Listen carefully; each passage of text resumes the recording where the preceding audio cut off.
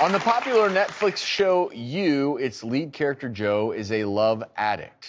Now, while Joe's addiction takes a dark and dangerous turn, love addiction is a much more common thing than you may think. Our next guest thinks she might be suffering from love addiction. Please welcome Amber as well as psychotherapist Dr. Mike Dow to the show. Okay. Amber, I appreciate you being here and opening up. And I want to get serious for a moment because a lot of people might hear this term love addiction and think, oh, that's so cute. Someone's addicted to love. But this has severely affected your life. And at times almost you felt like it's ruined your life, right? Yeah. Can you tell us a little bit about how and also why? It kind of started with my mom.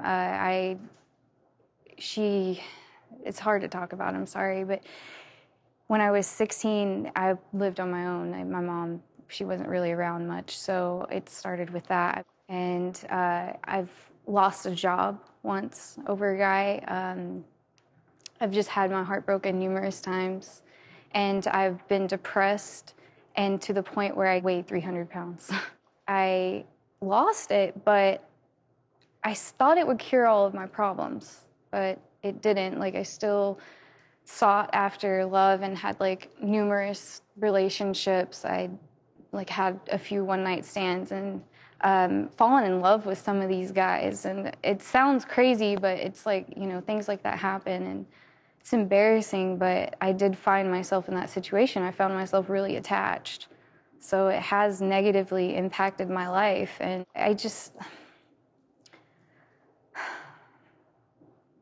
it was really tough.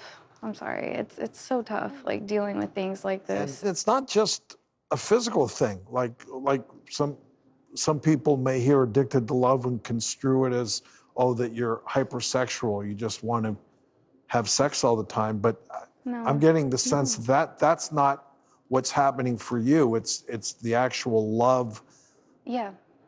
Part of it. Bringing Dr. Dow into the conversation, Amber, I'm sorry this has been so rough for you. And I'm curious about the word addiction, and maybe you both can weigh in on this.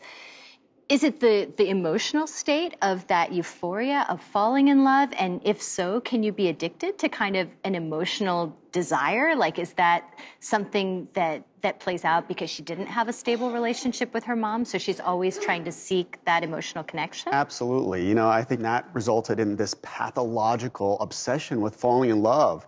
You know, love addiction is not an official diagnosis, but I really believe that it is real. You know, when we fall in love, your dopamine goes really high, just like it would do if you did a lot of cocaine, and then your serotonin actually dips in the initial stages of love. And when your serotonin goes low, you become obsessed with your love object, just like Joe in that Netflix series. And I think also for you, and Amber, have you had tolerance, meaning have you needed more and more to feel the same way when it comes to love? And also withdrawal, because those are the two hallmarks of addiction, right? Yeah. Like when you lose that love object, do you feel depressed, anxious, like you're not okay? Yeah, I always felt like I was gonna lose them, like they're gonna leave, or, you know, I craved their attention. I wanted to, like, if they're not calling or texting, like, what's going on? You know, did I do something wrong? Are you gonna leave? Like, yeah, You get that it's feeling painful. in your stomach, like Yeah. that pit, like that anxiety, right? So I think the diagnosis here would actually technically be this anxiety disorder rooted in a lack of attachment, but it's really this love addiction. And I also imagine, like most addicts, like most people going to an AA meeting, they talk about their rock bottom moment. Have you had one of those where you just said, I can't do this anymore, it's causing too many consequences in my life? Yeah. When I was heavy, I felt like so much depression that I had to do something about it. It was like live or die.